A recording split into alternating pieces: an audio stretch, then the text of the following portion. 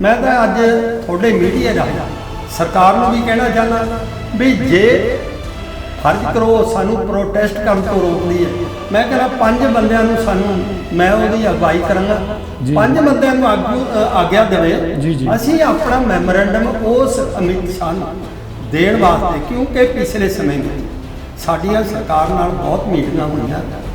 11 जनवरी 2022 नूं असीं एक रोस मार्च कढिया सी फतेहगढ़ साहब तो उस टाइम चंडीगढ़ के गवर्नर नूं असीं मैमोरेंडम दिता, उहने भी विश्वास दिवाया सी भी मैं बंदी ਸਿੰਘਾਂ ਦੀ रिहाई जिन्हां दी 25 साल तो उपर सज़ा बन गई उन्हां दी जल्दी करावांगा, परंतु वो तकरीबन 3 महीने बाद जदों दुबारे मीटिंग हुई वो मुकर चुकिया सी। मैं तो गैर कानूनी तरीका कहांगा, जिस तरह दबाउण की कोशिश करी है ये कोई डेमोक्रेसी वाला देश नहीं, इस ते एक कलंक दा धावा। जे अज सानू उन्होंने 18 जून नूं रोकिया, इत्थे तां प्रशासन सानू जबरदस्ती गड्डियां मगर मेरे भी गड्डियां मगर लाइयां जी जी रोक रहा, पर 22 जून नूं नरेंद्र मोदी जा रहा बाहर, उत्थे रोक के दिखाने उस परिवार का जो मुखिया इस दुनिया से नहीं रहा, अकाल चलाना कर गए, सदा लई विछड़ गए, तो उन्होंने पुत्र वालों मुआफ़ी मंगी गई सी अंतिम अरदास वेले कि जाने अनजाने जड़ियाँ गलतियां हुई। देखो जी वो गलतियां हुई वो जाने जान के ही गलतियां हुई, अनजान भले कई हुई। इस करके जे उस परिवार के मुखी की गल करिए जिहड़ा इस दुनिया तो चले गया, वो समूह श्री अकाल तख्त साहब तो पंथ रतन का खिताब जिहदे काबिल नहीं सी। जिस तरह ये बेअदबियां भी हुई, बेअदबियां दोषियों को बचाने वास्ते भी वह हुक्म चलता रहा। इस करके ये जिन्नियां भी गलतियां हुई ये जानबूझ के गलतियां हुई, अपनी कुर्सी को कायम रखने वास्ते, पैसा इकट्ठा करने वास्ते।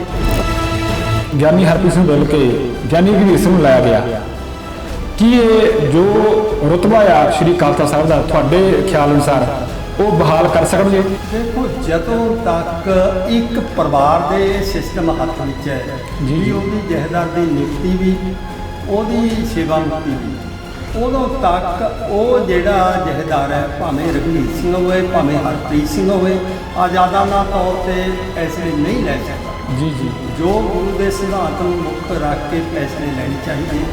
क्योंकि जदों ऑलरेडी श्री आनंदपुर केसगढ़ साहब का जहदार है उन्होंने इत्थे अकाल तख्त साहब का जहदार लाया गया, वो भी उस परिवार के हुक्म नाल, क्योंकि जदों तक वो परिवार की उन्होंने करनी है भी उन्होंने गल मननी है उदों तक का जहदार रहणगे। पर जे किते सिद्धांत के पैरा दिंदे हुए उन्होंने उस परिवार को कोई गल उल्ट जाती हुई उन्होंने उस दिन उस परिवार ने सेवा मुक्त कर देना।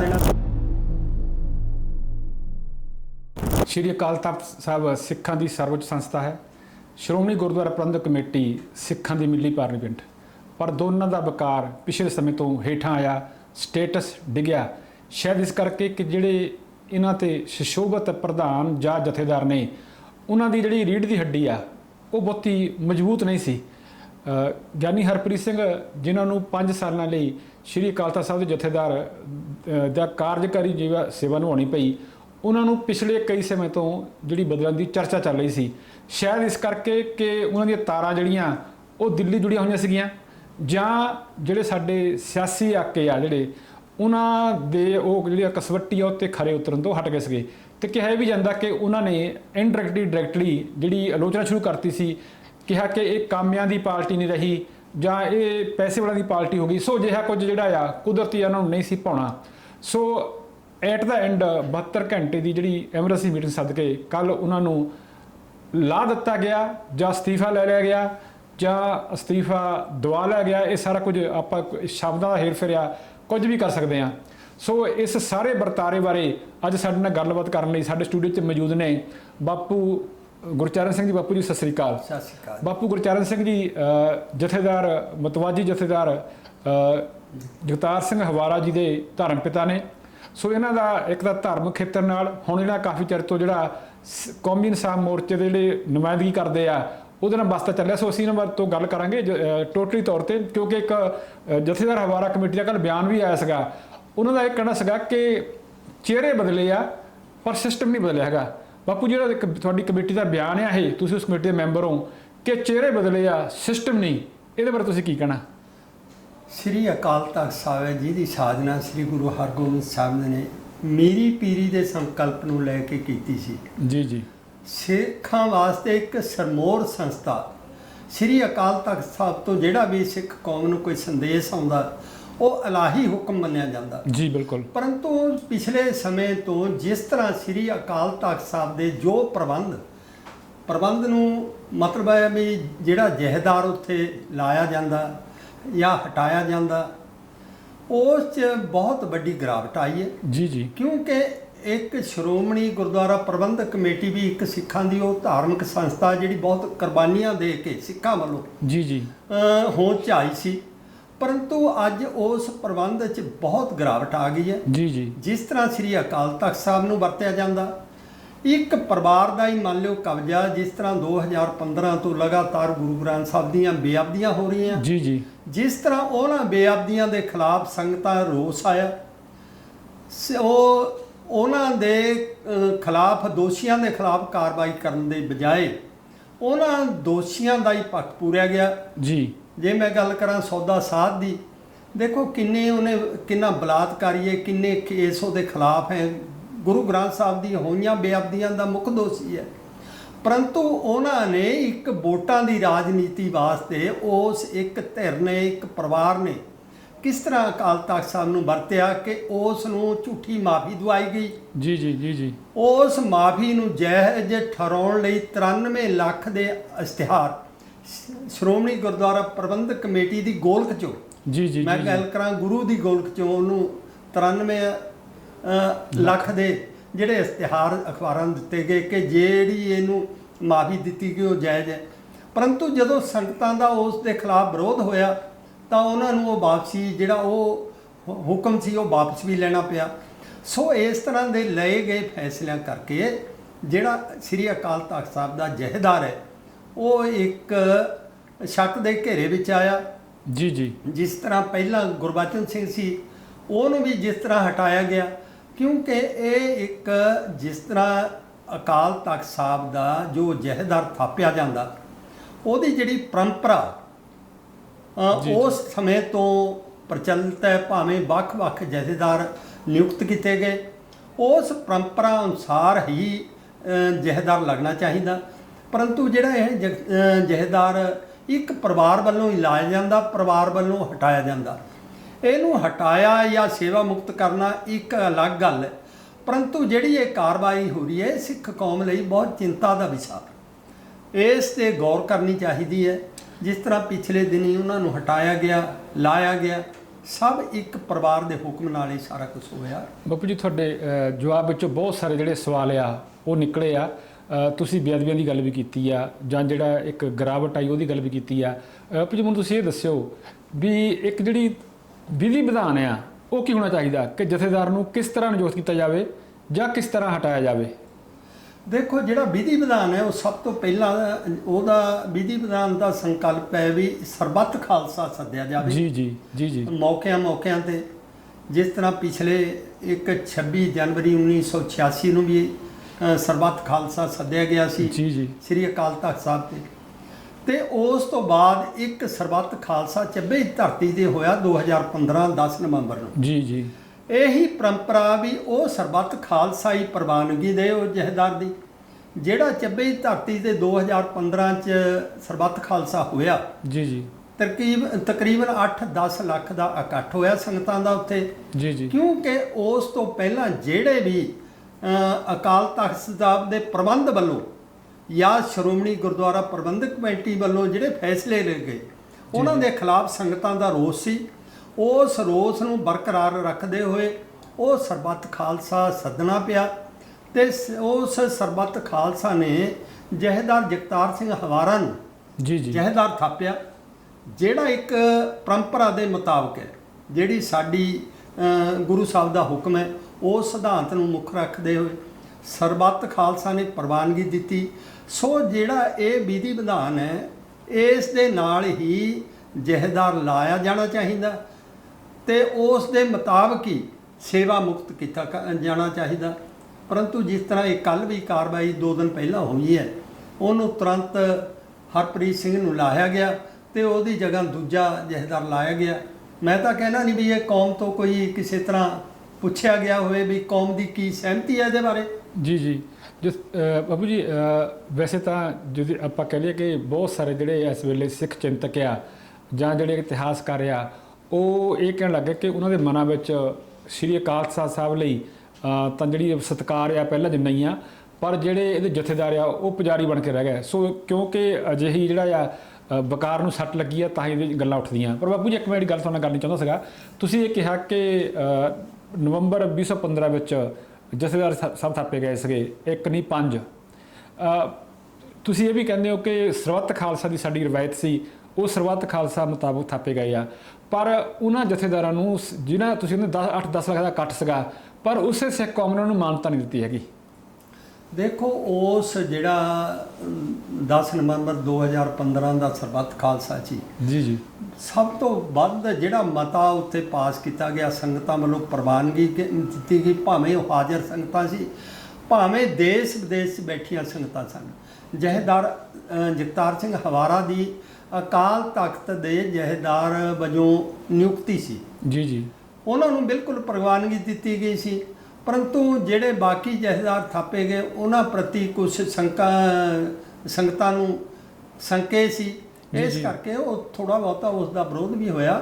ਪਰ ਉਹ ਸਰਬੱਤ ਖਾਲਸਾ ਇਸੇ ਕਰਕੇ ਇੱਕ ਸਫਲ ਸਰਬੱਤ ਖਾਲਸਾ ਮੰਨਿਆ ਗਿਆ ਕਿ ਉਸ ਟਾਈਮ ਉਹ ਜਥੇਦਾਰ ਦੀ ਨਿਯੁਕਤੀ ਹੋਈ ਹੈ ਵੀ ਜਿਹਦੀ ਕੌਮ ਪ੍ਰਤੀ ਕੁਰਬਾਨੀ ਵੀ ਹੈ, ਕੌਮ ਨੂੰ ਕੋਈ ਉਸ ਸਮੇਂ-ਸਮੇਂ 'ਤੇ ਸੁਨੇਹੇ ਵੀ ਦਿੰਦਾ। ਇਸ ਕਰਕੇ ਉਹਨਾਂ ਨੂੰ ਜਥੇਦਾਰ ਵੱਲੋਂ ਜਿਹੜੀ ਪ੍ਰਵਾਨਗੀ ਦਿੱਤੀ ਗਈ ਉਹ ਇੱਕ ਲਾਮਿਸਾਲ ਪ੍ਰਵਾਨਗੀ ਸੀ। ਇਹ ਪਹਿਲੀ ਵਾਰ ਨਹੀਂ ਹੈਗਾ ਜਦੋਂ ਕਿਸੇ ਜਥੇਦਾਰ ਸਾਹਿਬ ਨੂੰ ਹਟਾਇਆ ਗਿਆ ਹੋਵੇ। ਤੁਹਾਡੇ ਧਿਆਨ 'ਚ ਹੋਣਾ ਭਾਈ ਰਣਜੀਤ ਸਿੰਘ ਜਿਹੜੇ ਆ ਉਹ ਵੀ ਲਾਂਭੇ ਕੀਤੇ ਗਏ ਸੀਗੇ, ਗਿਆਨੀ ਪੂਰਨ ਸਿੰਘ ਵੀ ਲਾਂਭੇ ਕਰ ਦਿੱਤੇ ਗਏ ਸੀਗੇ, ਬਾਅਦ 'ਚ ਗਿਆਨੀ ਗੁਰਬਚਨ ਸਿੰਘ ਦਾ ਵੀ ਜਿਹੜੇ ਆ ਉਹ ਨਹੀਂ ਸੀ ਰਹੇ। ਇਹ ਅਕਸਰ ਹੁੰਦਾ ਰਿਹਾ ਜਦੋਂ ਜਿਹੜੀ ਨਾ ਪਾਉਂਦਾ ਹੋਵੇ ਤਾਂ ਅਜਿਹਾ ਕੁਝ ਹੁੰਦਾ ਰਿਹਾ। ਪਰ ਮੈਂ ਤੁਹਾਨੂੰ ਇੱਕ ਪੁੱਛਣਾ ਚਾਹੁੰਦਾ ਸੀ ਇਹ ਕਿ ਜਿਹੜਾ ਹੁਣ ਗਿਆਨੀ ਹਰਪ੍ਰੀਤ ਸਿੰਘ ਬਦਲ ਕੇ ਗਿਆਨੀ ਰਘਵੀਰ ਸਿੰਘ ਨੂੰ ਲਾਇਆ ਗਿਆ, ਕੀ ਇਹ ਜੋ ਰੁਤਬਾ ਆ ਸ਼੍ਰੀ ਅਕਾਲ ਤਖ਼ਤ ਸਾਹਿਬ ਦਾ ਤੁਹਾਡੇ ਖਿਆਲ ਅਨੁਸਾਰ ਉਹ ਬਹਾਲ ਕਰ ਸਕਣਗੇ?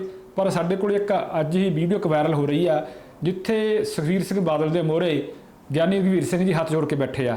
ਤੁਸੀਂ ਕੀ ਸੋਚਦੇ ਹੋ ਕਿ ਉਹ ਜਿਹੜਾ ਵਕਾਰ ਨੂੰ ਸੱਟ ਲੱਗੀ ਸੀਗੀ ਉਹ ਬਹਾਲ ਕਰ ਸਕਦੇ ਆ? ਦੇਖੋ, ਜਦੋਂ ਤੱਕ ਇੱਕ ਪਰਿਵਾਰ ਦੇ ਸਿਸਟਮ ਹੱਥ ਵਿੱਚ ਹੈ ਵੀ ਉਹਦੀ ਜਥੇਦਾਰ ਦੀ ਨਿਯੁਕਤੀ ਵੀ, ਉਹਦੀ ਸੇਵਾ ਮੁਕਤੀ ਵੀ, ਉਦੋਂ ਤੱਕ ਉਹ ਜਿਹੜਾ ਜਥੇਦਾਰ ਹੈ ਭਾਵੇਂ ਰਘਵੀਰ ਸਿੰਘ ਹੋਵੇ ਭਾਵੇਂ ਹਰਪ੍ਰੀਤ ਸਿੰਘ ਹੋਵੇ ਆਜ਼ਾਦਾਨਾ ਤੌਰ ਤੇ ਫੈਸਲੇ ਨਹੀਂ ਲੈ ਸਕਦਾ। ਜੀ ਜੀ, ਜੋ ਗੁਰੂ ਦੇ ਸਿਧਾਂਤ ਨੂੰ ਮੁੱਖ ਰੱਖ ਕੇ ਫੈਸਲੇ ਲੈਣੇ ਚਾਹੀਦੇ ਆ। ਕਿਉਂਕਿ ਜਦੋਂ ਆਲਰੇਡੀ ਉਹ ਸ੍ਰੀ ਅਨੰਦਪੁਰ ਕੇਸਗੜ੍ਹ ਸਾਹਿਬ ਦਾ ਜਥੇਦਾਰ ਹੈ, ਉਹਨੂੰ ਇੱਥੇ ਅਕਾਲ ਤਖ਼ਤ ਸਾਹਿਬ ਦਾ ਜਥੇਦਾਰ ਲਾਇਆ ਗਿਆ, ਉਹ ਵੀ ਉਸ ਪਰਿਵਾਰ ਦੇ ਹੁਕਮ ਨਾਲ। ਕਿਉਂਕਿ ਜਦੋਂ ਤੱਕ ਉਹ ਪਰਿਵਾਰ ਦੀ ਉਹਨਾਂ ਨੇ ਕਰਨੀ ਹੈ ਵੀ ਉਹਨਾਂ ਦੀ ਗੱਲ ਮੰਨਣੀ ਹੈ, ਉਦੋਂ ਤੱਕ ਤਾਂ ਜਥੇਦਾਰ ਰਹਿਣਗੇ। ਪਰ ਜੇ ਕਿਤੇ ਸਿਧਾਂਤ ਦੇ ਪਹਿਰਾ ਦਿੰਦੇ ਹੋਏ ਉਹਨਾਂ ਨੇ ਉਸ ਪਰਿਵਾਰ ਤੋਂ ਕੋਈ ਗੱਲ ਉਲਟ ਜਾਂਦੀ ਹੋਈ, ਉਹਨਾਂ ਨੇ ਉਸੇ ਦਿਨ ਉਸ ਪਰਿਵਾਰ ਨੇ ਸੇਵਾ ਮੁਕਤ ਕਰ ਦੇਣਾ। ਸੋ ਜਦੋਂ ਤੱਕ ਇੱਕ ਜਥੇਦਾਰ ਅਕਾਲੀ ਫੂਲਾ ਸਿੰਘ ਵਰਗਾ ਸਾਨੂੰ ਜਥੇਦਾਰ ਨਹੀਂ ਮਿਲਦਾ ਜਿਹੜਾ ਆਜ਼ਾਦ ਤੌਰ ਤੇ ਫੈਸਲੇ ਲੈ ਸਕੇ ਸਿਧਾਂਤ ਨੂੰ ਮੁੱਖ ਰੱਖ ਕੇ, ਉਦੋਂ ਤੱਕ ਇਹਨਾਂ ਜਥੇਦਾਰਾਂ ਦਾ ਇਹੀ ਅਸਰ ਹੋਣਾ। ਕਿਉਂਕਿ ਉਹਨੂੰ ਵੀ ਅੱਜ ਉੱਥੇ ਤੋਂ ਬਦਲ ਕੇ ਇੱਥੇ ਲਾਇਆ ਗਿਆ, ਉਹ ਵੀ ਇੱਕ ਪਰਿਵਾਰ ਦੇ ਹੁਕਮ ਤੇ, ਸਾਰਿਆਂ ਨੂੰ ਪਤਾ ਇਸ ਗੱਲ ਦਾ। ਇਸ ਲਈ ਜਿਹੜਾ ਕਿਸੇ ਵੀ ਤਖਤ ਦਾ ਜਥੇਦਾਰ ਹੈ ਉਹ ਆਜ਼ਾਦ ਹੋਣਾ ਚਾਹੀਦਾ, ਆਪਣੇ ਤੌਰ ਤੇ ਗੁਰਮਤ ਦੀ ਰੋਸ਼ਨੀ 'ਚ ਫੈਸਲੇ ਲੈਣ ਦਾ ਉਹਨੂੰ ਅਧਿਕਾਰ ਹੋਣਾ ਚਾਹੀਦਾ। ਜਦੋਂ ਤੱਕ ਇੱਕ ਪਰਿਵਾਰ ਦੇ ਪ੍ਰਭਾਵ ਥੱਲੇ ਹੋਏਗਾ ਉਦੋਂ ਤੱਕ ਕੌਮ ਦੇ ਹੱਕ 'ਚ, ਕੌਮ ਦੀ ਚੜ੍ਹਦੀ ਕਲਾ ਲਈ ਫੈਸਲੇ ਨਹੀਂ ਲਏ ਜਾਂਦੇ। ਤੁਸੀਂ ਅਕਸਰ ਇੱਕ ਪਰਿਵਾਰ ਦਾ ਜ਼ਿਕਰ ਕੀਤਾ, ਨਾਂ ਤੁਸੀਂ ਨਹੀਂ ਲਿਆ ਪਰ ਇਸ਼ਾਰਾ ਅਸੀਂ ਦਰਸ਼ਕ ਸਾਰੇ ਸਮਝਦੇ ਆ। ਉਸ ਪਰਿਵਾਰ ਦਾ ਜਦੋਂ ਮੁਖੀਆ ਇਸ ਦੁਨੀਆ ਤੇ ਨਹੀਂ ਰਿਹਾ, ਅਕਾਲ ਚਲਾਣਾ ਕਰ ਗਏ, ਸਦਾ ਲਈ ਵਿਛੜ ਗਏ, ਤਾਂ ਉਹਨਾਂ ਦੇ ਪੁੱਤਰ ਵੱਲੋਂ ਮੁਆਫੀ ਮੰਗੀ ਗਈ ਸੀ ਉਹਨਾਂ ਦੇ ਅੰਤਿਮ ਅਰਦਾਸ ਵੇਲੇ ਕਿ ਜਾਣੇ ਅਣਜਾਣੇ ਜਿਹੜੀਆਂ ਗਲਤੀਆਂ ਹੋਈਆਂ। ਹੁਣ ਦੁਬਾਰਾ ਫਿਰ ਇੱਕ ਪ੍ਰੈਸ ਕਾਨਫਰੰਸ ਵਿੱਚ ਜਾਂ ਸਮਾਗਮ ਸੀ ਅਕਾਲੀ ਦਲ ਦਾ, ਉੱਥੇ ਮਾਫੀ ਮੰਗੀ ਸੀ ਜਾਣੇ ਵਿੱਚ। ਕੀ ਤੁਸੀਂ ਸੋਚਦੇ ਹੋ, ਜਿਸ ਦਾ ਵੈਸੇ ਤਾਂ ਆਪਾਂ ਗੱਲ ਕਰ ਲਈ ਸਿੱਧੇ ਤੌਰ ਤੇ ਇਹ ਮੰਨਿਆ ਜਾਂਦਾ ਕਿ ਜਿਹੜੀਆਂ ਜਾਣੇ ਗਲਤੀਆਂ ਆ ਉਹਨਾਂ ਵਿੱਚ ਸ਼੍ਰੀ ਗੁਰੂ ਗ੍ਰੰਥ ਸਾਹਿਬ ਦੀ ਬੇਅਦਬੀ ਦੀ ਗੱਲ ਵੀ ਆ, ਬਿਬਲ ਕਲਾਂ ਗੋਲੀ ਕਾਂਡ ਵੀ ਆ, ਨਸ਼ਿਆਂ ਦਾ ਵਗਦਾ 6ਵਾਂ ਦਰਿਆ ਵੀ ਆ, ਮਾਫੀਆ ਸਾਰਾ ਕੁਝ ਵਿੱਚ ਹੀ ਆਉਂਦਾ। ਤੁਸੀਂ ਕੀ ਸੋਚਦੇ ਹੋ, ਉਹ ਮੁਆਫੀ ਦਿਲੋਂ ਮੰਗੀ ਗਈ ਸੀ ਜਾਂ ਪੋਚਾ ਪਾਚੀ ਸੀ? ਦੇਖੋ, ਜਿਹੜੀ ਉਹ ਗਲਤੀਆਂ ਹੋਈਆਂ ਉਹ ਜਾਣ ਕੇ ਹੀ ਗਲਤੀਆਂ ਹੋਈਆਂ, ਅਣਜਾਣਪਣੇ 'ਚ ਨਹੀਂ ਹੋਈਆਂ। ਜੀ ਜੀ। ਇਸ ਕਰਕੇ ਜੇ ਉਸ ਪਰਿਵਾਰ ਦੇ ਮੁਖੀ ਦੀ ਗੱਲ ਕਰੀਏ ਜਿਹੜਾ ਇਸ ਦੁਨੀਆ ਤੋਂ ਚਲੇ ਗਿਆ, ਉਸ ਨੂੰ ਸ੍ਰੀ ਅਕਾਲ ਤਖਤ ਸਾਹਿਬ ਤੋਂ ਪੰਥ ਰਤਨ ਦਾ ਖਿਤਾਬ ਵੀ ਦਿੱਤਾ ਗਿਆ, ਜਿਹਦੇ ਕਾਬਿਲ ਨਹੀਂ ਸੀ, ਕਿਉਂਕਿ ਉਹ ਬੰਦਾ ਸੀ ਜਿਹੜਾ 1978 ਤੋਂ ਲਾ ਕੇ ਭਾਵੇਂ 13 ਅਪ੍ਰੈਲ 1978 ਦਾ ਜਿਹੜਾ ਸਾਡੇ ਨਿਰੰਕਾਰੀ ਕਾਂਡ ਹੋਇਆ ਸੀ, 13 ਸਿੰਘ ਸ਼ਹੀਦ ਹੋਏ ਨਿਰੰਕਾਰੀਆਂ ਨੇ ਕਰੇ, ਜਥੇਦਾਰ ਫੌਜਾ ਸਿੰਘ ਜੀ ਅਖੰਡ ਕੀਰਤਨੀ ਜਥੇ ਦੇ ਮੁਖੀ, ਉਹ ਸ਼ਹੀਦ ਹੋਏ। ਉਹ ਵੀ ਉਹਨਾਂ ਨਿਰੰਕਾਰੀਆਂ ਦਾ ਹੀ ਪੱਖ ਪੂਰਿਆ ਸੀ ਉਸ ਟਾਈਮ, ਕਿਉਂਕਿ ਉਸ ਟਾਈਮ ਸਰਕਾਰ ਉਸੇ ਪ੍ਰਕਾਸ਼ ਸਿੰਘ ਬਾਦਲ ਦੀ ਸਰਕਾਰ ਸੀ, ਆਪ ਮੁੱਖ ਮੰਤਰੀ ਸੀ। ਸੋ ਉਸ ਤੋਂ ਬਾਅਦ ਜਿਹੜੀਆਂ ਵੀ ਕੌਮ ਵਿਰੁੱਧ ਕੋਈ ਘਟਨਾਵਾਂ ਹੁੰਦੀਆਂ ਰਹੀਆਂ, ਉਹਨਾਂ ਵਿੱਚ ਇਹਦਾ ਪ੍ਰਕਾਸ਼ ਸਿੰਘ ਬਾਦਲ ਦਾ ਹੱਥ ਰਹਿੰਦਾ ਰਿਹਾ। ਜਿਸ ਤਰ੍ਹਾਂ ਇਹ ਬੇਅਦਬੀਆਂ ਵੀ ਹੋਈਆਂ, ਬੇਅਦਬੀਆਂ ਨੂੰ ਦੋਸ਼ੀਆਂ ਨੂੰ ਬਚਾਉਣ ਵਾਸਤੇ ਵੀ ਉਹਦਾ ਹੀ ਹੁਕਮ ਚੱਲਦਾ ਰਿਹਾ। ਇਸ ਕਰਕੇ ਇਹ ਜਿੰਨੀਆਂ ਵੀ ਗਲਤੀਆਂ ਹੋਈਆਂ, ਇਹ ਜਾਣਬੁੱਝ ਕੇ ਗਲਤੀਆਂ ਹੋਈਆਂ, ਆਪਣੀ ਕੁਰਸੀ ਨੂੰ ਕਾਇਮ ਰੱਖਣ ਵਾਸਤੇ, ਪੈਸਾ ਇਕੱਠਾ ਕਰਨ ਵਾਸਤੇ। ਇਹ ਸਾਰੀਆਂ ਹੁਣ ਕੌਮ ਸਾਰੀ ਜਾਣਦੀ ਹੈ ਵੀ ਉਹਨਾਂ ਨੂੰ ਜੋ ਗੁਰੂ ਗ੍ਰੰਥ ਸਾਹਿਬ ਨਾਲ ਵੀ ਬੇਵਫਾਈ ਉਹਨਾਂ ਨੇ ਨਿਭਾਈ ਹੈ। ਦੇਖੋ, ਗੁਰੂ ਗ੍ਰੰਥ ਸਾਹਿਬ ਤੋਂ ਉੱਪਰ ਸਿੱਖ ਨੂੰ ਕੋਈ ਨਹੀਂ, ਉਸ ਤੇ ਮੁੱਦੇ ਤੇ ਤਾਂ ਇਨਸਾਫ ਦੇਣਾ ਚਾਹੀਦਾ। ਅੱਜ ਵੀ ਅਸੀਂ 6 ਮਹੀਨੇ ਤੋਂ ਤਕਰੀਬਨ ਚੰਡੀਗੜ੍ਹ ਦੀ ਬਰੂਹਾਂ ਤੇ ਕੌਮੀ ਇਨਸਾਫ ਮੋਰਚਾ ਲਾਇਆ, ਧਰਨਾ ਲਾਏ, ਪੱਕੀ ਤੌਰ ਤੇ ਬੈਠੇ ਹੈ, ਜਿਸ ਵਿੱਚ ਸਾਡੀ ਮੁੱਖ ਮੰਗ ਹੈ ਗੁਰੂ ਗ੍ਰੰਥ ਸਾਹਿਬ ਦੀ ਹੋਈਆਂ ਬੇਅਦਬੀਆਂ ਦਾ ਇਨਸਾਫ ਤੇ ਗੁਰੂ ਗ੍ਰੰਥ ਸਾਹਿਬ ਦੀ ਬੇਅਦਬੀ ਕਰਨ ਵਾਲੇ ਦੇ ਖਿਲਾਫ ਸਖਤ ਕਾਨੂੰਨ ਬਣਾਵੇ ਸਰਕਾਰ, ਤਾਂ ਕਿ ਅੱਗੇ ਤੋਂ ਕੋਈ ਜ਼ੁਰਤ ਨਾ ਕਰੇ। ਸੋ ਜਿਹੜੀਆਂ ਇਹ ਹੁਣ ਇਸ ਤਰ੍ਹਾਂ ਗੱਲਾਂ ਕਰਕੇ ਵੀ ਮਾਫੀ ਮੰਗ ਲੈਣੀ, ਇਸ ਤੋਂ ਪੱਲਾ ਛਡਾਉਣਾ ਬਿਲਕੁਲ ਨਹੀਂ। ਕੌਮ ਸਮਝ ਚੁੱਕੀ ਹੈ। ਇਹ ਵੀ ਜੋ ਪਿੱਛੇ ਜੋ ਉਸ ਅਕਾਲੀ ਦਲ ਦੀ ਜਿਹੜੀ ਇੱਕ ਬਹੁਤ ਪਵਿੱਤਰ ਸ਼ਬਦ ਹੈ ਅਕਾਲੀ ਦਲ, ਜੋ ਇਹਨਾਂ ਨੇ ਉਸ ਨੂੰ ਕਲੰਕਿਤ ਕੀਤਾ, ਤੇ ਉਹ ਗੁਰੂ ਗ੍ਰੰਥ ਸਾਹਿਬ ਦੀ ਮਾਰ ਕਰਕੇ ਹੀ ਉਹਨਾਂ ਨੂੰ ਜੋ ਪਿਛਲੀ ਵਿਧਾਨ ਸਭਾ ਦੀ ਚੋਣ ਹੋਈ ਹੈ, ਇੱਕ 3 ਸੀਟਾਂ 'ਤੇ ਸਿਮਟ ਕੇ ਰਹਿਣਾ ਪਿਆ। ਇਹ ਗੁਰੂ ਗ੍ਰੰਥ ਸਾਹਿਬ ਦੀ ਮਾਰ ਹੀ ਪਈ ਹੈ, ਮੈਂ ਤਾਂ ਕਹਿਣਾ ਉਹਨਾਂ ਨੂੰ। ਇਸ ਕਰਕੇ ਇਸ ਤਰ੍ਹਾਂ ਦੀਆਂ ਗੱਲਾਂ ਕਰਕੇ ਕੋਈ ਕੌਮ ਅੱਜ ਸਮਝ ਚੁੱਕੀ ਹੈ, ਸਚੇਤ ਹੈ ਕੌਮ ਵੀ ਇਹਦੇ ਬਾਰੇ ਕਸੂਰਵਾਰ ਕੌਣ ਹੈ, ਕਿਹੜਾ ਪਰਿਵਾਰ ਕਸੂਰਵਾਰ ਹੈ। ਇਸ ਕਰਕੇ ਇਸ ਤਰ੍ਹਾਂ ਦੀਆਂ ਛੋਟੀਆਂ ਅਣਜਾਣੇ ਗੱਲਾਂ ਕਹਿ ਕੇ ਇਹਨਾਂ ਦਾ ਪਿੰਡਾਂ ਨਹੀਂ ਛੁੱਟਣਾ ਹੈ। ਤੁਸੀਂ ਹੁਣੇ ਗੱਲ ਕੀਤੀ ਹੈ ਕੌਮੀ ਇਨਸਾਫ ਮੋਰਚੇ ਦੀ। ਕੌਮੀ ਇਨਸਾਫ ਮੋਰਚਾ 7 ਜਨਵਰੀ 2023 ਤੋਂ ਚੱਲ ਰਿਹਾ ਚੰਡੀਗੜ੍ਹ ਦੀਆਂ ਬਰੂਹਾਂ ਤੇ, ਕਿਸਾਨ ਮੋਰਚਾ ਦਿੱਲੀ ਦੀ ਵਾਲੀ ਤਰਜ਼ ਤੇ। ਤੁਸੀਂ ਸ਼ੁਰੂ 'ਚ ਕਿਹਾ ਜਾਂਦਾ ਕਿ ਬਹੁਤ ਹੰਗਾਰਾ ਸੀ, ਹੁਣ ਕੁਝ ਹੰਗਾਰਾ ਜਿਹੜਾ ਆ ਉਹ ਮੱਠਾ ਪੈ ਗਿਆ। ਤੁਸੀਂ ਮੋਰਚੇ ਦੇ ਫਿਊਚਰ ਨੂੰ ਲੈ ਕੇ ਜਾਂ ਆਪਣਾ ਜਿਹੜਾ ਸੰਘਰਸ਼ ਆ ਉਹਨੂੰ ਲੈ ਕੇ ਕੀ ਸੋਚਦੇ ਹੋ? ਦੇਖੋ, ਜਿਹੜੇ ਮੋਰਚੇ ਲੱਗਦੇ ਆ ਇਹ ਸਰਕਾਰ ਦੇ ਸਿਸਟਮ ਦੇ ਖਿਲਾਫ, ਜੋ ਸਰਕਾਰ ਜਨਤਾ ਨਾਲ ਧੱਕਾ ਕਰਦੀ ਹੈ ਉਸ ਦਾ ਇਨਸਾਫ ਲੈਣ ਲਈ ਮੋਰਚਾ ਲੱਗਦਾ। ਭਾਵੇਂ ਉਹ ਕਿਸਾਨ ਅੰਦੋਲਨ ਸੀ ਜਿਹੜਾ ਦਿੱਲੀ ਦੀ ਬਰੂਹਾਂ ਤੇ ਲੱਗਿਆ, 1.25 ਸਾਲ ਚੱਲਿਆ, ਉਹ ਵੀ ਸਰਕਾਰ ਵੱਲੋਂ ਇੱਕ ਕਿਸਾਨ ਵਿਰੋਧੀ ਬਿੱਲ ਬਣਾਏ ਗਏ ਸੀ ਜਿਸ ਦਾ ਕਿਸਾਨਾਂ ਨੂੰ ਬਹੁਤ ਵੱਡਾ ਨੁਕਸਾਨ ਸੀ। ਸੋ ਉਹਨਾਂ ਨੂੰ ਕੈਂਸਲ ਕਰਾਉਣ ਵਾਸਤੇ, ਰੱਦ ਕਰਾਉਣ ਵਾਸਤੇ ਉੱਥੇ 1.25 ਸਾਲ ਮੋਰਚਾ ਚੱਲਿਆ। ਇਸੇ ਤਰ੍ਹਾਂ ਜਿਹੜੇ ਕੌਮੀ ਮੁੱਦਿਆਂ ਨੂੰ ਲੈ ਕੇ ਅਸੀਂ ਸਰਕਾਰਾਂ ਤੋਂ ਇਨਸਾਫ ਲੈਣ ਲਈ ਕੌਮੀ ਇਨਸਾਫ ਮੋਰਚਾ ਲਾਇਆ। ਉਤਰਾਅ ਚੜ੍ਹਾਅ ਹੁੰਦਾ ਹੀ ਹੈ, ਕਈ ਵਾਰੀ ਸਰਕਾਰ ਦੇ ਇਸ ਤਰ੍ਹਾਂ ਦਾ ਦਬਾਅ ਵੀ ਬਣ ਜਾਂਦਾ। ਜਿਸ ਤਰ੍ਹਾਂ ਤਕਰੀਬਨ 18 ਮਾਰਚ ਤੋਂ ਪੰਜਾਬ 'ਚ ਇੱਕ ਪੰਜਾਬ ਸਰਕਾਰ ਵੱਲੋਂ ਦਹਿਸ਼ਤ ਦਾ ਮਾਹੌਲ ਸਿਰਜਿਆ ਗਿਆ। ਭਾਈ ਅੰਮ੍ਰਿਤਪਾਲ ਸਿੰਘ ਜਿਹੜਾ ਨੌਜਵਾਨਾਂ ਨੂੰ ਨਸ਼ਿਆਂ ਤੋਂ ਰੋਕ ਕੇ ਅੰਮ੍ਰਿਤ ਛਕਾ ਰਿਹਾ, ਬਾਣੀ ਤੇ ਬਾਣੇ ਨਾਲ ਜੋੜ ਰਿਹਾ ਸੀ, ਉਸ ਤਰ੍ਹਾਂ ਦਾ ਇੱਥੇ ਸਿਰਜਿਆ ਗਿਆ ਵੀ ਉਹਨਾਂ ਨੂੰ ਚੱਕ ਕੇ ਪੰਜਾਬ ਤੋਂ ਬਾਹਰ ਜੇਲ੍ਹਾਂ ਵਿੱਚ ਸੁੱਟਿਆ ਗਿਆ। NSA ਲਾਈ ਗਈ। ਜੀ ਜੀ ਦੇਖੋ ਜਿਹੜੀ ਐਨਐਸਏ ਇੱਕ ਬਹੁਤ ਕ੍ਰਾਈਮ ਬੰਦੇ ਦੀ ਜਿਹੜਾ ਵਿੱਤੀ ਵਾਲਾ ਹੋਏ ਉਹਦੇ ਖਿਲਾਫ ਬਹੁਤ ਜੀ, ਵੱਡੇ ਜੀ, ਕੇਸ ਬਿਲਕੁਲ। ਉਸ ਤੇ ਲਾਈ ਜਾਂਦੀ ਹੈ, ਪਰੰਤੂ ਉਸ ਜਿਹੜੀ ਲਹਿਰ ਚੱਲ ਰਹੀ ਸੀ ਉਹਨੂੰ ਦਬਾਉਣ ਵਾਸਤੇ ਉਹਨਾਂ ਤੇ ਐਨਐਸਏ ਲਾ ਕੇ ਅਸਾਮ ਵਰਗੀ ਜੇਲ੍ਹਾਂ 'ਚ ਭੇਜਿਆ ਗਿਆ। ਸੋ ਇਸ ਤਰ੍ਹਾਂ ਦਾ ਮਾਹੌਲ ਜਿਹੜਾ ਸਰਕਾਰ ਵੱਲੋਂ ਸਿਰਜਿਆ ਗਿਆ, ਜਿਹੜਾ ਵੀ ਕੌਮੀ ਇਨਸਾਫ ਮੋਰਚੇ ਵਿੱਚ ਆਉਂਦਾ ਸੀ ਜਾਂ ਇਸ ਦੇ ਪ੍ਰਬੰਧ 'ਚ ਯੋਗਦਾਨ ਪਾਉਂਦਾ ਸੀ, ਉਹਨੂੰ ਸਰਕਾਰ ਧਮਕਾਉਂਦੀ ਸੀ ਜੀ ਜੀ ਕਿ ਜੇ ਤੁਸੀਂ ਗਏ ਉੱਥੇ ਕੇਸ ਦਰਜ ਹੋਣਗੇ।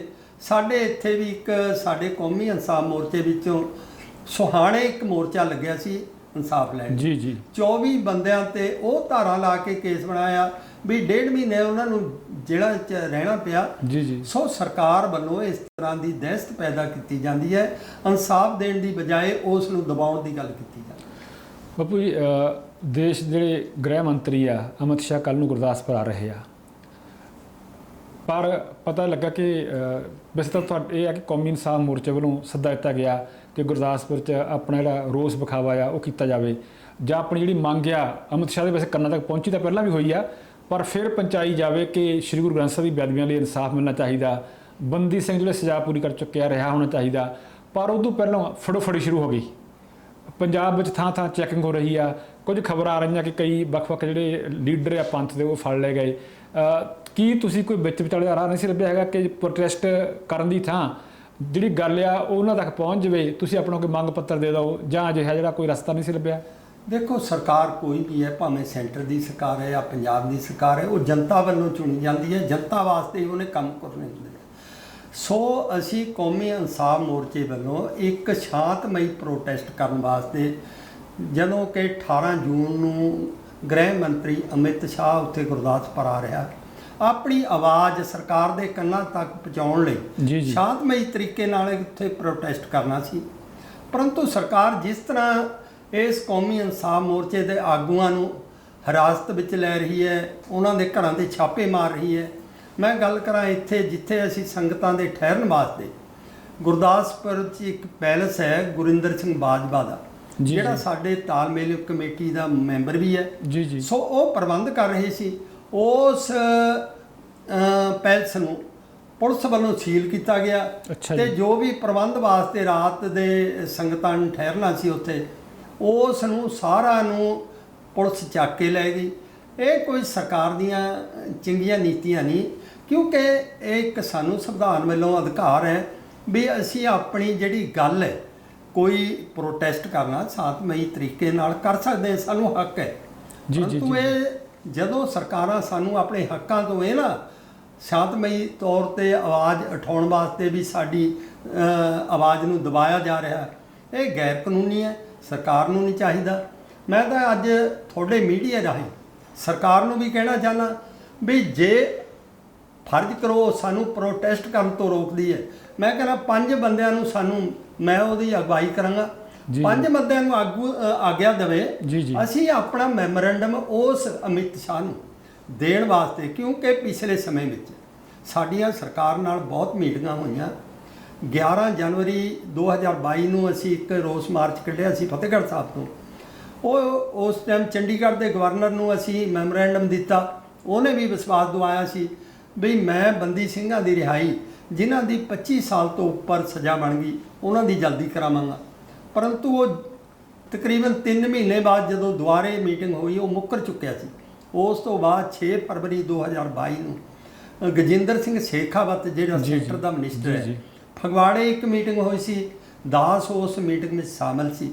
ਉਹ ਵੀ ਪੂਰਾ ਵਾਅਦਾ ਕਰਕੇ ਗਿਆ ਸੀ ਕਿ ਮੈਂ ਜਲਦੀ ਇਹਨਾਂ ਦੀ ਰਿਹਾਈ ਕਰਾਵਾਂਗਾ, ਉੱਥੇ ਜਾ ਕੇ ਅਮਿਤ ਸ਼ਾਹ ਨਾਲ ਮੀਟਿੰਗ ਕਰਦੀ। ਪਰੰਤੂ ਜਦੋਂ ਸਾਨੂੰ ਕੋਈ ਸਰਕਾਰਾਂ ਇਨਸਾਫ ਨਹੀਂ ਦੇ ਰਹੀਆਂ, ਜੋ ਕੱਲ 18 ਜੂਨ ਦਾ ਵੀ ਸਾਡਾ ਪ੍ਰੋਗਰਾਮ ਸੀ, ਸ਼ਾਂਤਮਈ ਤਰੀਕੇ ਨਾਲ ਆਪਣੀ ਆਵਾਜ਼ ਜਿਹੜੀ ਬੰਦਾ ਸਿੰਘਾਂ ਦੀ ਰਿਹਾਈ ਦੀ, ਗੁਰੂ ਗ੍ਰੰਥ ਸਾਹਿਬ ਦੀ ਬੇਅਦਬੀਆਂ ਦਾ ਇਨਸਾਫ ਤੇ ਸਖਤ ਕਾਨੂੰਨ ਬਣਾਉਣ ਲਈ ਉੱਥੇ ਅਸੀਂ ਉਠਾਉਣੀ ਸੀ।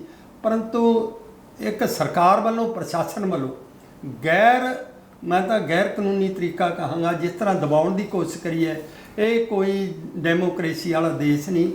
ਇਸ ਤੇ ਇੱਕ ਕਲੰਕ ਦਾ ਧੱਬਾ।